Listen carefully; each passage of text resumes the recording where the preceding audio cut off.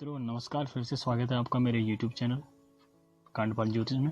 मित्रों, जैसा कि मैंने आपको अपने पिछले वीडियो में बताया था कि अगर ग्रह आपके नीच स्थिति में है तो उनके निवारण हेतु क्या उपाय करने चाहिए। तो दोस्तों, आज का टॉपिक मेरे उसी पर आधारित है और मुझे पूरा यकीन है कि आपको ये वीडियो ज़रूर पसंद आएगा। दोस्तों, अगर आपको वीडियो पसंद आए मेरे चैनल को सब्सक्राइब करना मत भूलिएगा, साथ में इसे शेयर कीजिएगा और लाइक ज़रूर कीजिएगा। दोस्तों, आज ज़्यादा समय न लेके चलिए शुरू करते हैं। मित्रों, ज्योतिष के अनुसार अगर आपकी कुंडली में अगर ग्रह आपकी नीच स्थिति में है, मंदे हैं या अपने शत्रु ग्रह में बैठे हुए हैं तो इसका उपाय करना बेहद आवश्यक होता है। कुछ उपाय ऐसे भी हैं जो इन परिस्थितियों में आप बगैर किसी ज्योतिषी परामर्श के स्वयं भी कर सकते हैं और इन उपायों को करने से आपके ग्रहों का बुरा असर कम होता है और वो आपको नुकसान नहीं उठाना पड़ता। तो मित्रों, जानते हैं ग्रह और उनके अच्छे और बुरे प्रभावों के बारे में। दोस्तों, नंबर 1 में आता है सूर्य। सूर्य जब आपकी कुंडली में सकारात्मक या उच्च स्थिति में होता है तो समाज में आपको मान सम्मान दिलाता है और नौकरी व कामकाज में स्थायित्व प्रदान करता है। सूर्य का मजबूत होना पिता का पक्ष मजबूत करता है और सरकारी कार्यों में भी किसी प्रकार की कोई बाधा या परेशानी नहीं आती है।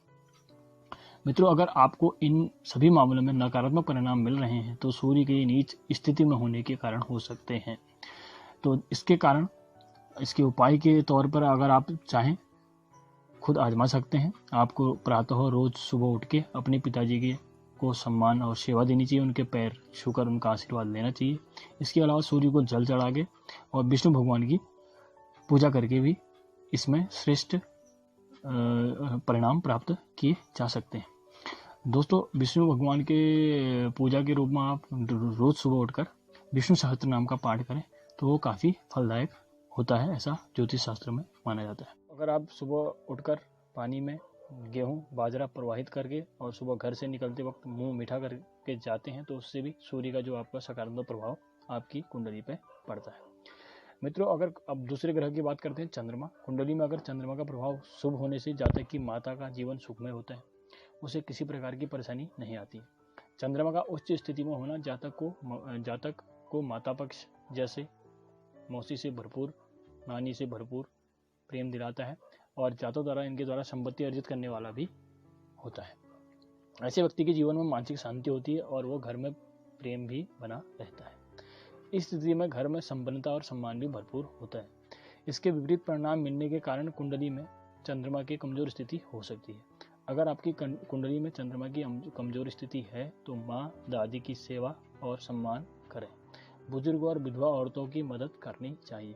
इनके प्रति अपना व्यवहार निर्ममतापूर्वक रखें और सात्विक जीवन जीने को प्रमुखता दें। घरों में गंगाजल जरूर रखें और समय समय पर मंदिर में दूध चावल का दान करते रहें और चांदी का एक चकोर टुकड़ा भी अपने साथ हमेशा रखें। दूसरा, तीसरे ग्रह की बात करते हैं। तीसरा ग्रह जो आता है उसका नाम है मंगल। दोस्तों, अगर मंगल का शुभ प्रभाव होने से जातक को दोस्तों और भाइयों से भरपूर स्नेह और आदर मिलता है और वे हर मुसीबत में साथ रहते हैं। मंगल के शुभ होने पर जातक की कार्य क्षमता बढ़ती है और कम उम्र में ही उन्नति शुरू हो जाती है। ऐसे व्यक्ति के घर में मांगलिक कार्य होते रहते हैं और विवाह भी सही समय पर हो जाता है। परंतु अगर मंगल का प्रभाव अशुभ है तो आपको हनुमान जी की उपासना करनी चाहिए। मंगलवार के दिन मीठा प्रसाद बांटना चाहिए, भाइयों और मित्रों से प्रेम भाव रखना चाहिए और उन्हें सम्मान देना चाहिए। ऐसे में घर में सौंफ, शहद, छुआरे नहीं रखने चाहिए और गुड़ की मीठी रोटी या तंदूरी रोटी कुत्ते को खिलाना लाभकारी होता है। ऐसे जातक दक्षिणामुखी मकान में नहीं रहने चाहिए। तो अब बात करते हैं चौथे ग्रह बुध की। बुध ग्रह जब शुभ फल प्रदान करता है तो जातक कम मेहनत करके भी अधिक कमाई करता है। जातक की बहन, बुआ और बेटी का जीवन सुखमय रहता है और आपसी प्रेम बना रहता है। इस प्रकार का जातक बुद्धिमान होता है और बुद्धि के बल पर व्यापार में उन्नति करता है। पढ़ाई लिखाई के मामले में भी जातक अच्छा होता है। परंतु बुध ग्रह के प्रभाव अशुभ प्रभाव होने पर बहन, बुआ और बेटी का सम्मान करना सही होता है और इन्हें घर से कुछ न कुछ देकर ही विदा करना चाहिए। मित्रों, इसके अलावा घर में गाने बजाने का सामान न रखें, जैसे ढोलक आदि। भगवान की मूर्ति रखने के बजाय उनकी तस्वीर की पूजा करें और पक्षियों को न पालें। इसके अलावा मांस और अंडे से दूरी बनाकर रखें। छोटी कन्याओं का पूजन करने से भी बुध को मजबूती मिलती है। बुध ग्रह आपका और मजबूत होता है। मित्रों, अब बात करते हैं पांचवें ग्रह बृहस्पति जी की। मित्रों, बृहस्पति जब कुंडली में उच्च अवस्था में बैठा हो तो वह ऐश्वर्य सुख संपन्नता देता है। ऐसे जातक को अपने दादाजी से खूब स्नेह मिलता है, परिवार में बड़ों का सम्मान होता है और घर का माहौल आध्यात्मिक होने के साथ ही रीति रिवाजों को भी निभाने वाला होता है। ऐसे व्यक्ति के जीवन में पढ़ाई को लेकर कोई भी बाधा नहीं आती, लेकिन इसके विपरीत अगर बृहस्पति का प्रभाव अशुभ होता है तो शिक्षा में रुकावट पैदा करता है, बुजुर्गों से सुख संपत्ति से वंचित करता है। ऐसा होने पर बुजुर्गों का सम्मान करें और साधु संन्यासियों को भी सम्मान देना चाहिए। पीपल के पेड़ की सेवा करना और मंदिर में चने की दाल रखने से गुरु मजबूत होता है। अपने गले में सोने की चेन पहने और दान पुण्य भी करना जरूरी है। अब मित्रों बात करते हैं छठे ग्रह। छठा ग्रह जो हमारे कुंडली में होता है वो होता है शुक्र।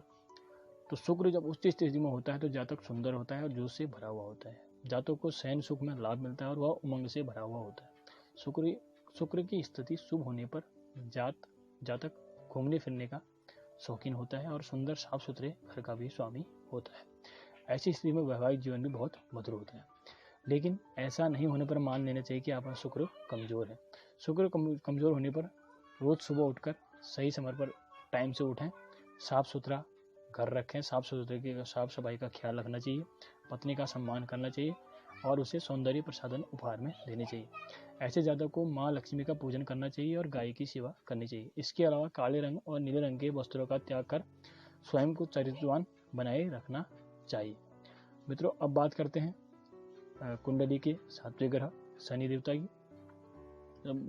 तो मित्रों अगर जब आपका शनि मजबूत होता है तो नौकरशाही, जो उसको एक नौकरशाही का प्रतीक होता है शनि, ऐसा होने पर आप स्वस्थ होते हैं और लोग आपके काम करते हैं। जीवन साथी का सहयोग मिलता है, इस परिवार में किसी प्रकार की मुसीबत नहीं आती। ऐसा व्यक्ति एक से अधिक मकानों का स्वामी होता है और कम मेहनत से भी अधिक लाभ कमाने वाला होता है। अगर आपका शनि कमजोर है, कमजोर होने की स्थिति में जातकों को अपने चाचा की सेवा कर उन्हें सम्मान देना चाहिए। चमड़े की वस्तुएं, तवा, चिमटे आदि का दान करना चाहिए। किसी से बुरा बर्ताव नहीं करना चाहिए और ईमानदारी के साथ अपना जीवन व्यतीत करना चाहिए। किसी पात्र में तेल लेकर उसमें अपनी परछाई देखें, उसे दान करें और कोयला दान करना भी इसमें बहुत शुभ माना जाता है। बात करते हैं कुंडली के आठवें ग्रह राहु की। मित्रों अगर आपके कुंडली में राहु की स्थिति उच्च है तो जातक हाजिर जवाब अच्छा सलाहकार होता है, उसे भरपूर सम्मान और पद प्राप्त होता है। वो हर मुसीबत से आसानी से निकल जाता है। ऐसे व्यक्ति के जीवन में कोई भी बड़ी अड़चन नहीं आती और हर प्रकार से सुख भोगने वाला होता है। अगर राहु का प्रभाव अच्छा न मिले तो किसी प्रकार का कबाड़ अपने घर में नहीं रखना चाहिए। घर की छत को हमेशा छत और सीढ़ियों को साफ रखना चाहिए। अपने ससुराल वालों का सम्मान करना चाहिए। अपने वजन के बराबर कच्चा कोयला बहते हुए पानी में प्रवाहित करना चाहिए, उससे भी राहु पुष्ट होता है। इसके अलावा आपको जंग लगे लोहे, तेजाब व नीली चीजों से सावधान रहना चाहिए। मित्रों अब बात करते हैं नौवें ग्रह केतु की।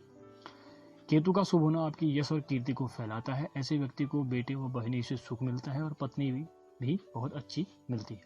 केतु मजबूत होने से जातक अपने जीवन में नई ऊंचाइयों को छूता है। राजनीति में होने पर जातक खूब तरक्की करता है। ऐसे व्यक्ति को संतान से भी सुख मिलता है और संतान की उन्नति करती है। कुंडली में अगर राहु अशुभ प्रभाव दे रहा है तो मंदिर में काला कंबल दान करें, गले में सोना पहने और कुत्ता जरूर पालें या फिर उसकी सेवा जरूर करें। केसर का टीका जरूर लगाएं। मित्रों अगर आपको ये जानकारी पसंद आई हो तो प्लीज़ इस जानकारी को औरों तक भी शेयर कीजिएगा, मेरे चैनल को सब्सक्राइब कीजिएगा और साथ ही लाइक भी जरूर कीजिएगा। धन्यवाद।